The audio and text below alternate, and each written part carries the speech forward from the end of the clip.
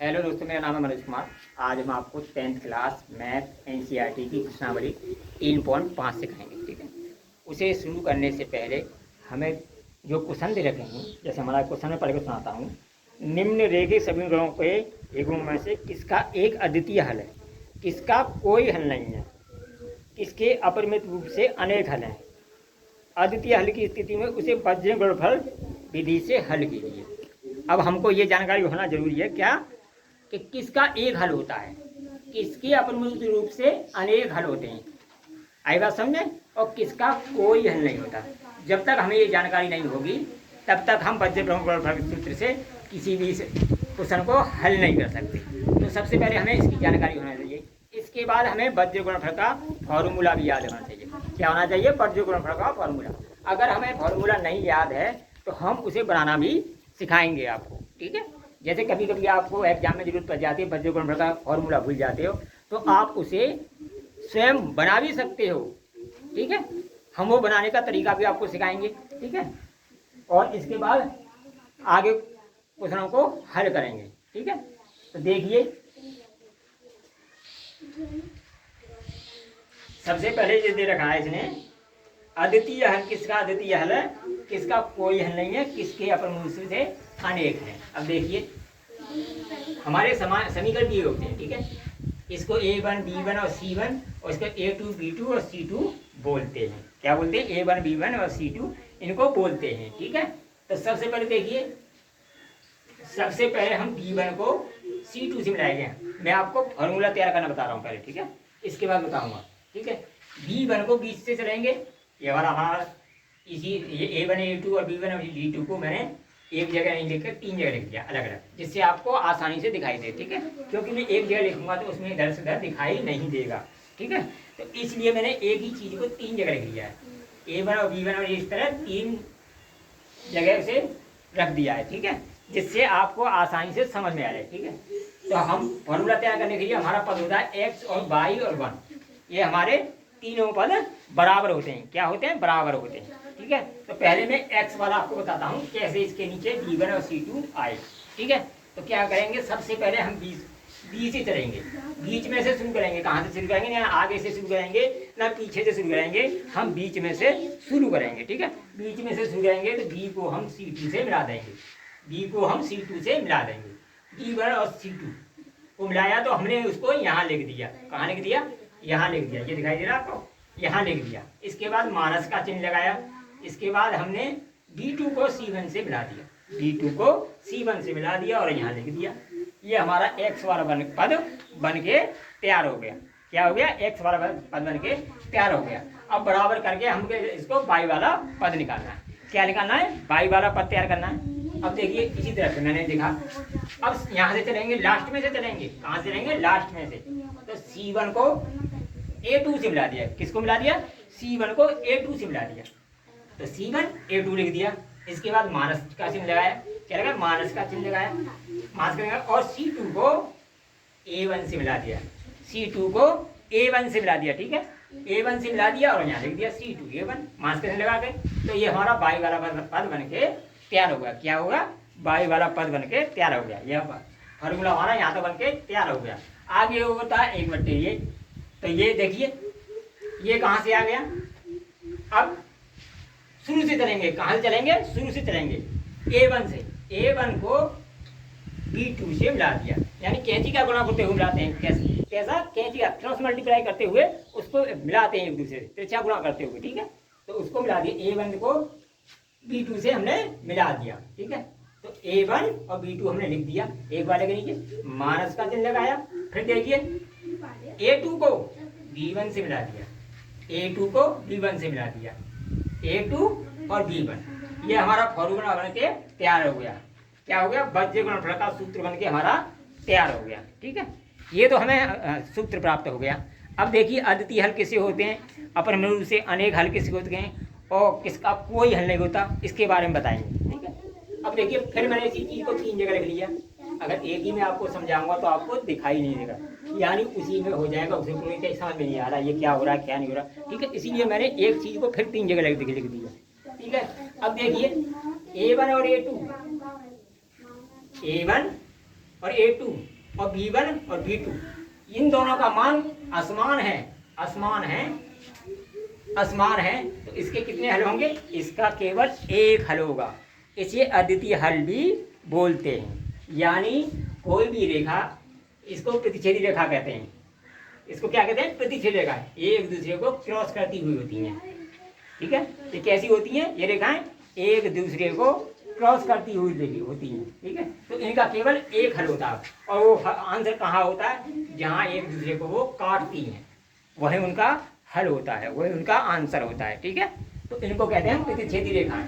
तो A1 A2 और B1 B2 होता है, तो इसका केवल कितने हल होते हैं? एक हल होता है, या अद्वितीय हल होता है। तो प्रश्न में यही कहा गया है, प्रश्न नंबर 1 में यही कहा गया कि अद्वितीय हल हो तो उन्हें हल कीजिए, अन्यथा छोड़ दीजिए। ठीक है, तो बज्र गुणफल से अद्वितीय हल वालों को हल करना है। अब देखिए, छोड़ना किसको?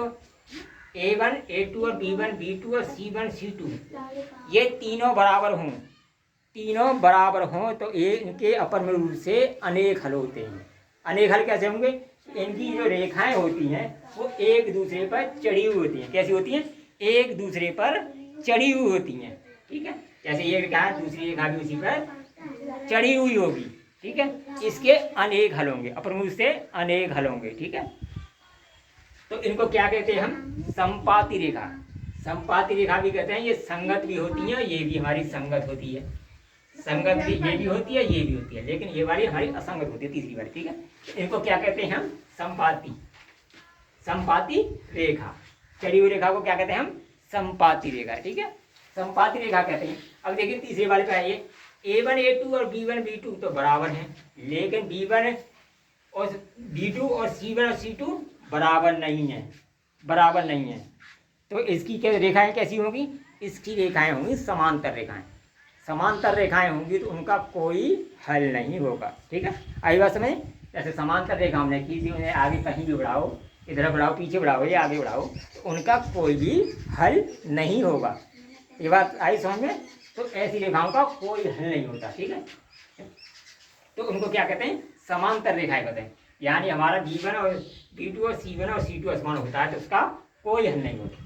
यही हमसे क्वेश्चन में पूछा गया कि किसके अनेक हल होंगे, किसका कोई हल नहीं होगा है, और एक हल वाले को हमें सॉल्व करना है, बाकी का किसके एक हल हैं, किसका कोई हल नहीं है, वहीं तक अधूरा करके उसको क्वेश्चन को छोड़ देना है। ठीक है, तो ये बात समझ में आई हो तो प्रश्न नंबर 1 हमारा दे रखा है, उसमें 5.3 में पहला समीकरण दे रखे हैं 2। ठीक है, उसमें ये A1 होता है, ये B1 होता है, ये C1 होता है। तो A1 B बराबर 1 है। देखिए ये मैंने मान लिख दिया है। ठीक है, x के साथ क्या गुणांक है? कोई भी गुणांक है, 1 मानते हैं, तो x बराबर 1 हो गया। y के साथ गुणांक है -3, तो -3 मैंने लिख दिया है। ठीक है, और इसी तरह तीसरा पद क्या है? C वाला -3, तो C बराबर हो गया हमारा -3। क्या हो गया? -3 हो गया। ये बात समझ में आ रही हो तो दोबारा बताता हूँ। देखो ये A1, ये B1, ये C1। ठीक है, इसी तरह A1 बराबर 1 हो गया, B1 बराबर -3 हो गया, और C1 बराबर भी -3 हो गया।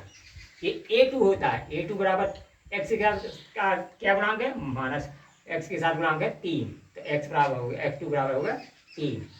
और B2 के बराबर क्या गुणांक है? -9, तो B2 बराबर हो गया -9। और C2 के बाद जगह क्या है? C2 जगह है -2, तो हमने -2 लिख दिया। ठीक है, ये बात समझ में आएगी। तो आगे बढ़ते हैं। देखो अब इसे फॉर्मूले में हम रखते हैं। किस में रखते हैं? अपने फॉर्मूले में। तो हमारा फॉर्मूला क्या है? बज्र था B1 C2 और B2 C1, ये वाले इस फॉर्मूले में इनके मानों को हम रखते हैं। ठीक है, तो सबसे पहले मान रखने से पहले हमें ये जांच लेना है कि इनका हल है या नहीं है। ठीक है, तो पहले हमें किससे तुलना कर लेनी है? इसकी क्वेश्चन को सॉल्व करने से पहले A1 A2 बराबर B1 B2 बराबर C1 C2, इससे हमें तुलना कर लेनी है। पहले हमें ये तो पता कर लें इसका एक हल है या अनेक हल हैं, या कोई हल नहीं है। हम क्वेश्चन को सॉल्व करने लग जाएं, पहले हमें क्या पता करना है, इनकी तुलना करनी है। तुलना करके यही पता करना है कि इसके कितने हल हैं। ठीक है, इनकी जगह बराबर करके इनके हम मान रख देंगे। A1 हमारा कितना है, देखिए A1 है हमारा 1, A1 हो गया हमारा 1, ठीक है। और A2 कितना है हमारा 3, कितना है हमारा 3, A2 हमारा 3, ठीक है, बराबर। अब देखिए B1 कितना है हमारा, B1 कितना है -3, -3, और P2 कितना है -9, ठीक है। और देखिए C2 कितना, C1 कितना है हमारा, C1 है -3, और C2 कितना है हमारा -2, क्या है -2। अब देखिए ये तो हमारा 1/3 ही हो गया, बराबर। माइनस से माइनस कर गया, 3 करते 3 या 9, यही हमारा 1/3 हो गया, बराबर। माइनस से माइनस कर गया, ये हो गया हमारा 3/2। ये हमारा असमान, क्या है, ये हमारा असमान है, असमान है। अब देखिए हमें हल किसका निकालना था, इस वाले का, किसका हल निकालना था, इस वाले का। अद्वितीय हल इसका ही एक हल होता है, A1 इंटू A2 और असमान होता है B1 B2, यानी इस वाले का हमें हल करना है। लेकिन यहाँ 1/3 बराबर 1/3 है, यानी यह दोनों पर बराबर है, ये असमान है, तो इसको हमें हल नहीं करना। क्या नहीं करना, इसको हमें हल नहीं करना। इसी तरह हम दूसरे वाले क्वेश्चन को देखते हैं, ठीक है। अब दूसरे क्वेश्चन को देखते हैं, इसका क्या लिखेंगे हम, ये किस तरह क्या है, इसका इस तरह का है, तो इसके अपोजिट इसका कोई हल नहीं है, तो क्या लिखेंगे, इसका कोई हल नहीं है। ये समांतर रेखाएं हैं, तो इसका लिख देंगे,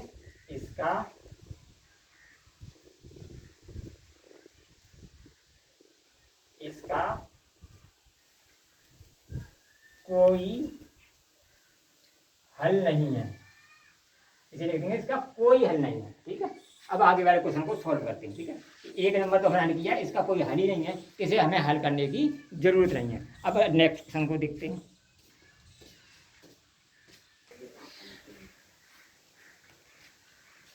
समीकरण नंबर 2 है हमारा 2x + y - 5, ये 0 की जगह लगाया गया, मैंने प्रच्छंद करके लिख दिया इसको, प्रच्छंद करने पे ये माइनस का हो गया, इसे भी मैंने प्रच्छंद कर लिख दिया, ठीक है। अब ये इनकी वैल्यू निकालते हैं।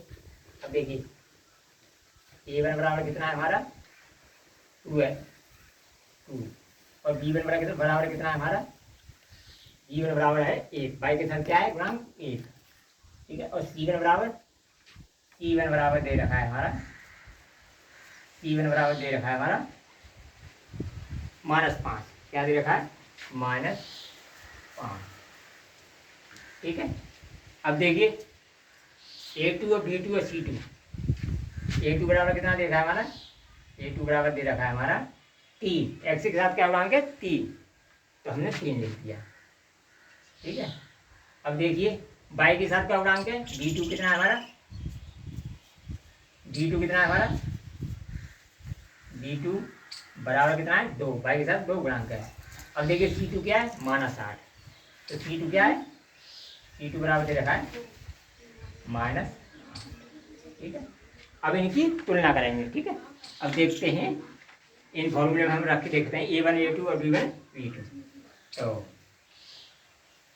A1 A2 बराबर B1 B2 बराबर C1 C2, ठीक है। अब इनमें इनके मान रख के देखते हैं, तो देखिए हमारा A1 कितना दे रखा है हमारा, A1 बराबर 2, और A2 बराबर दे रखा है हमारा 3, 2/3, बराबर का चिन्ह लगाएंगे, ठीक है। B1 बराबर क्या दे रखा है हमारा 1, B1 बराबर क्या दे रखा है 1, और B2 बराबर 2, बराबर का चिन्ह लगाएंगे।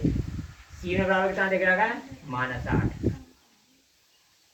-5 और -8, ठीक है। माइनस से माइनस कट जाएगा तो ये हो जाएगा 5/8 क्या हो जाएगा 5/8। ठीक है, इससे कट जाएगा। तो अब देखिए 2/3 और 1/2 क्या बराबर है? नहीं बराबर है। बराबर नहीं है तो ये हमारा ये पद हमारा बराबर नहीं है। तो ऐसे पद को क्या कहते हैं? ये A1 A2 और B1 B2 बराबर नहीं होते तो ऐसे क्या कहते हैं हम? ऐसी क्या होती है? रेखाएं होती हैं प्रतिच्छेदी रेखाएं। तो कैसी रेखा होती हैं? प्रतिच्छेदी रेखाएं। तो इनके क्या हल होते हैं? एक हल होता है, यानी अद्वितीय हल होता है। इनको हमें हल करना है। ठीक है, हमें क्या हल करना है? अद्वितीय हल वालों को केवल हल करना है। क्वेश्चन में दे रखा है जिनका अद्वितीय हल हो उसे हल कीजिए केवल। ठीक है, तो इसे हम हल करेंगे फॉर्मूले में रखकर। ठीक है, अब देखिए वही हमारा फॉर्मूला है x/, क्या है हमारा? x/B1 C2। B1 एक है और C2 हमारा -8 है। B1 एक है हमारा गुणा और C2 हमारा कितना है? -8 रख दिया हमने, माइनस का चिन्ह लगा दिया। ठीक है, इसके बाद क्या दे रखा है हमारा? B2C1। अब देखिए B2 कितना है इसमें? B2 कितना है? 2। तो हमने 2 लिख दिया, गुणा का चिन्ह लगाया। ठीक है, गुणा का चिन्ह लगाया। अब देखिए B2 के साथ क्या दे रखा है? B2 के साथ क्या दे रखा है? C1। तो C1 देखिए कितना हमारा इसमें? C1 कितना है? C1 है हमारा -5। तो इसमें -5 का गुणा कर दिया। क्या कर दिया? -5 का गुणा कर दिया, बराबर का चिन्ह लगा दिया। ठीक है, बराबर का चिन्ह लगा दिया। अब आ गया हमारा बाई वाला पद। क्या आ गया? बाई वाला पद। ठीक है, अब देखिए बाई वाले पद के नीचे क्या है? C1A2। क्या है? C1A2। तो C1 कितना है हमारा? -5 गुणा का चिन्ह लगाया है। और C1A2 हमारा देखिए कितना है? 3। कितना है? A2 हमारा 3। तो 3 का गुणा कर दिया, बंद कर दिया, माइनस का चिन्ह लगा दिया। अब देखिए C2A1। C2 कितना हमारा? देखिए -8। कितना है? -8। तो -8 लिख दिया, गुणा का चिन्ह लगाया। और C2 के साथ क्या है? A1। तो A1 हमारा कितना दे रखा है? 2। कितना दे रहा है A1 हमारा? 2। तो 2 हमने लिख दिया, बंद कर दिया, बराबर का चिन्ह लगाया। अब आ गया तीसरा पद, एक वाला। ठीक है, अब देखिए एक वाले पद के नीचे क्या है? A1 B2। तो A1 हमारा क्या है? 2 और B2 हमारा क्या है? 2। A1 ही 2 है और B2 भी 2 है। तो ये हो जाएगा 2 गुणा 2। बंद कर दिया, माइनस का चिन्ह लगा दिया। ठीक है, बंद कर दिया, माइनस का चिन्ह लगा दिया। अब देखिए A2 और B1 क्या है हमारा? A2 हमारा, A2 देखिए A2 बराबर कितना है? 3 और B1 बराबर है 1। तो 3 गुणा 1, बंद कर दिया। अब इसको हम हल करेंगे। ठीक है, इसको हम हल करेंगे। अब देखिए ऊपर वाला x हमें यहाँ को दे दिया, ठीक है, x यहाँ का दे दिया। ठीक है, ले लिया। अब देखिए 1 गुणा -8 में गए तो कितने हो गए? -8। क्या हो गए? -8 हो गए। ठीक है, अब देखिए 2 का गुणा -5 -10 और -3 है, माइनस का गुणा किया तो माइनस प्लस, प्लस के कितने हो गए? 10। ठीक है, ये हो गया x/-10।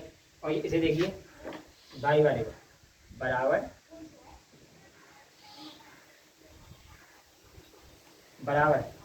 बाई/, -5 का गुणा 3 में किया तो -15। ठीक है, और देखिए -8 का गुणा किया तो -16। और ये माइनस बाहर है तो किसका हो जाएगा? प्लस का हो जाएगा, +16। ये हो गया हमारा बाई वाला पद। ठीक है, अब देखिए तीसरे ये वाले पद को देखिए। ठीक है, 1 लिख दिया ऊपर, 2 का गुणा 2 में किया कितना हो गया? 4 लिख दिया। ठीक है, और 3 का गुणा किया 3, बीच में किसका चिन्ह है? माइनस का। किसका चिन्ह है? माइनस का। 3 आ गया। ठीक है, 3 आ गया। इसके बाद देखिए ये कितना है? 10। ये कितना है? -8। कितना बचेगा हमारा? कितना बचेगा? तो ये हो गया 2। ठीक है, अब ये देखिए ये कितना है -15, ये 16, तो 22/22 आ गया खाली, या 22/1 आ गया, 22/1 आ गया, 1 आ गया। ठीक है, अब देखिए ये वाला कितना है, ये भी 1/1 आ गया। ठीक है, अब देखिए क्या करना है, ये 22/2 आ गया और ये 22/1 आ गया, ये 1/1 आ गया। तो अब हमें क्या करना है, सबसे पहले इस पद को लेकर x, इस पद को ले लो। ठीक है, और फिर दूसरी बार में इस पद को और इस पद को ले लो। ठीक है, पहले फर्स्ट और सेकंड ले लो और फिर सेकंड और थर्ड ले लो। अब फर्स्ट और सेकंड लेते हैं। ठीक है, ऐसी गणना करते हैं।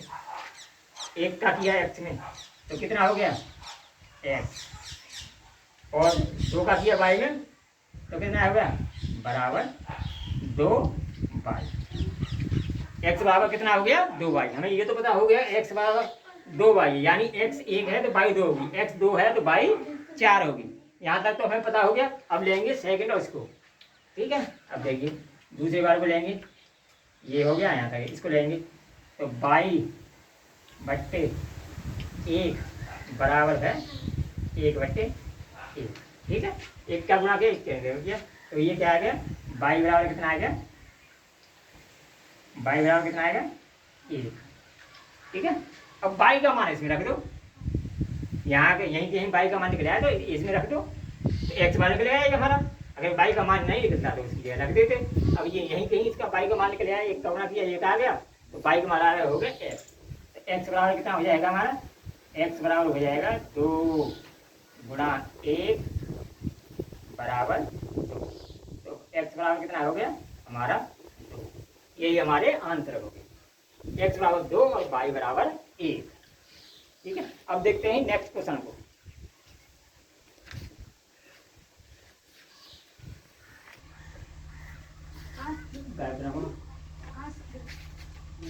अब देखिए इसका तीसरा क्वेश्चन है, प्रश्न 1 का तीसरा क्वेश्चन है। समीकरण है 3x - 5y - 20। इसे मैंने 55 तक लिख दिया। ठीक है, ये 0 की जगह लिखा हुआ था, इधर कर दिया ना माइनस कर दिया। ठीक है, अब इनके सबसे पहले क्या निकालेंगे, तुलना करेंगे। ठीक है, a1 बराबर कितना दे रखा हमारा, a1 बराबर दे रखा है हमारा 3, x की घात किसका गुणांक है 3।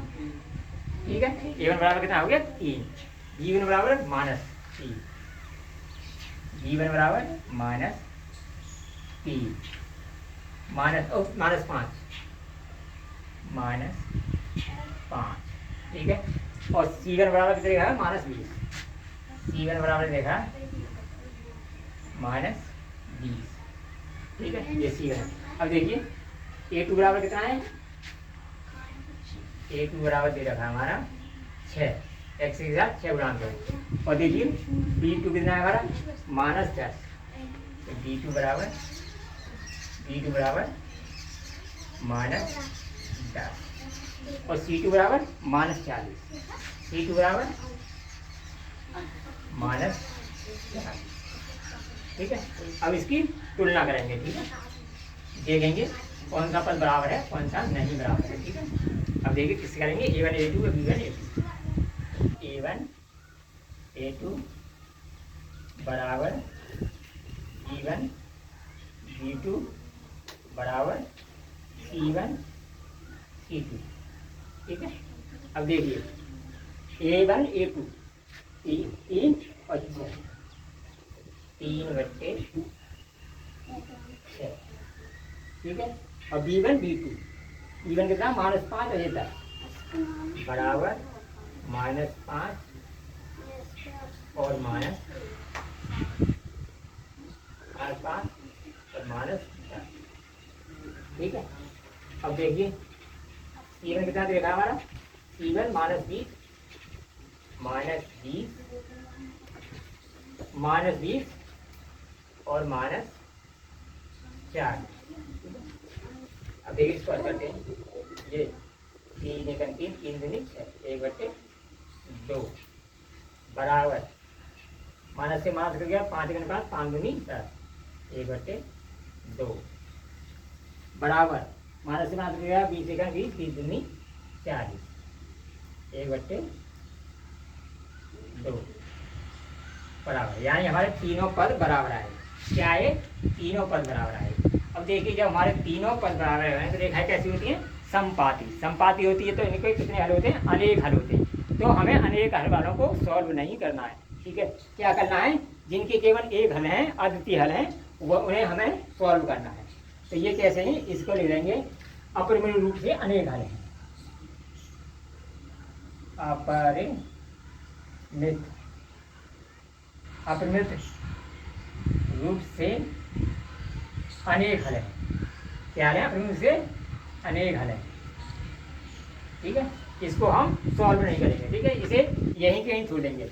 हमें क्या, कौन सा हल करना है, केवल एक हल वाला याद करना है, ठीक है। अब देखते हैं नेक्स्ट क्वेश्चन को।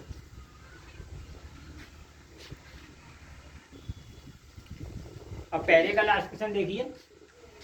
लास्ट क्वेश्चन है हमारा x माइनस 3y माइनस 7 बराबर 0, और दूसरा है हमारा x माइनस 3y माइनस 15, ठीक है।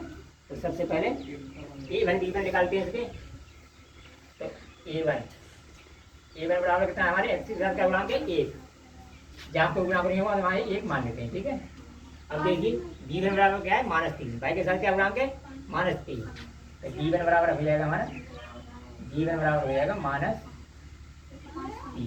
ठीक है। और c1 बराबर क्या है, c1 क्या है, -7। तो c1 बराबर कितना हो गया हमारा, c1 बराबर हो गया -7, ठीक है। अब देखिए a2 और b2 और c2।